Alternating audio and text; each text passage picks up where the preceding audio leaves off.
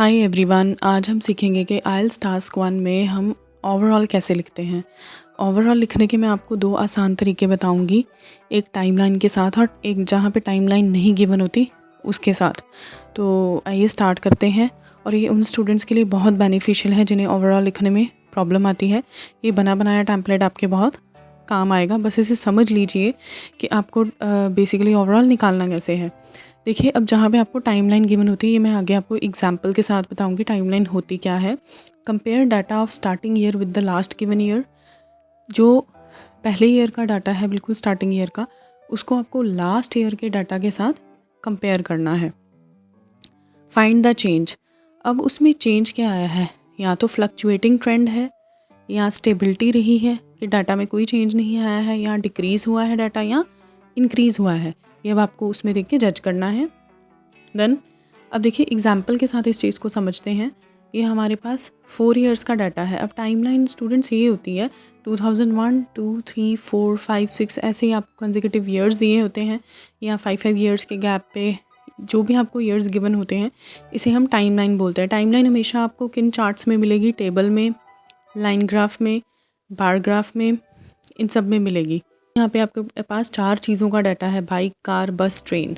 अब इसमें हमने देखना है सबसे ज़्यादा यूसेज जो है वो किस चीज़ की हुई है और सबसे मिनिमम किसकी हुई है। In the case of bike, data in first given year is 50। तो सबसे पहले साल में जो बाइक का डाटा है वो 50 है। 2001 में 4 में कितना गया? Last given year is 55। तो ये अल्टीमेटली क्या है? इंक्रीज़ है। It means ultimately there is increase. अब देखिए, in case of car from 80 to 84 तो इंक्रीज़ हुआ है। बस शोड इंक्रीज़ टू, बस वाले में भी इंक्रीज़ हुआ, and same is the case with train. So overall क्या बनेगा? As an overview it can be apparently seen that the data for all modes of transport witnessed a surge। जितने भी हमें 4 मोड्स दिए हैं ट्रांसपोर्टेशन के, उन सब के जो डाटा है उसमें सर्ज ही आया है, इंक्रीज़ ही हुआ है। तो एक तो ये ओवरऑल बन सकता है। सेकंड एग्जांपल, दूसरा क्या है? सपोज़ अब अगर आप सोच रहे होंगे कि अगर किसी में डिक्रीज़ आ जाए तो ओवरऑल कैसे लिखा जाएगा, तो ये बहुत ही अच्छा सिंपल सा तरीका है। आप इनको बस क्रैम कर लीजिए कि आपको यही चीज़ें देखनी है। अब देखिए, कार है, इसमें इंक्रीज़ आया, ये तो डबल ही हो गया, 40 से 80। बाइक है, इसमें इंक्रीज़ आया है। बस है, सिर्फ इसमें डिक्रीज़ आया है। ट्रेन में भी इंक्रीज़ है, इसके यूसेज में भी। तो as an overview it can be apparently seen that the data for all modes of transport witnessed a surge। ये बिल्कुल जो पिछला ओवरऑल है सेम है, इतना यहाँ तक बिल्कुल डिट्टो सेम है। सब में इंक्रीज़ देखा गया है। अब जो डिक्रीज़ आया है उसके लिए आप क्या वर्डिंग यूज़ करोगे? एक्सेप्ट। एक्सेप्ट का मतलब होता है इसे छोड़ के। किसे छोड़ के? बस। उसमें सिर्फ डिक्रीज़ देखा गया है। एक्सेप्ट बस, लीविंग बस लिख सकते हो, या विद एन एक्सेप्शन ऑफ बस विच शोड अ डिक्लाइन। ठीक है, सिर्फ बस को छोड़ के जिसने कि ओपोजिट ट्रेंड शो किया है, डिक्लाइन शो किया है। देन थर्ड एग्जाम्पल, अब देखिए इसमें आप ज़रूरी नहीं जहाँ पे टाइमलाइन गिवन है आपने इंक्रीज़ डिक्रीज़ के साथ ही लिखना है। इसमें आप मैक्सिमम मिनिमम भी फाइंड आउट करके इस तरह से भी लिख सकते हो। अब देखिए 2001 से लेके 4 तक सबसे हाईएस्ट यूजेज किस ट्रांसपोर्टेशन की रही है? कार की। और सबसे लोएस्ट किसकी रही है? बाइक की। अगर आप बाइक वाली रो में चेक करेंगे तो इसमें 30, 35 तक जो नंबर्स हैं वो गिवन है, जो कि सबसे लोवेस्ट वाले हैं।